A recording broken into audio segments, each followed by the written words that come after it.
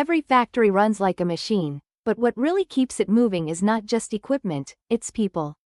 Different roles, different responsibilities, all working together toward one goal.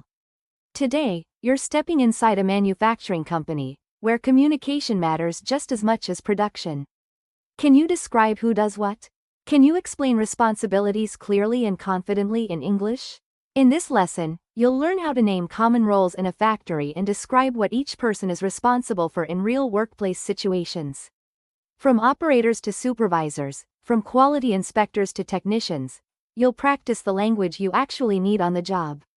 By the end, you won't just understand these roles, you'll be able to talk about them like a professional. So, are you ready to start your shift? Let's get to work.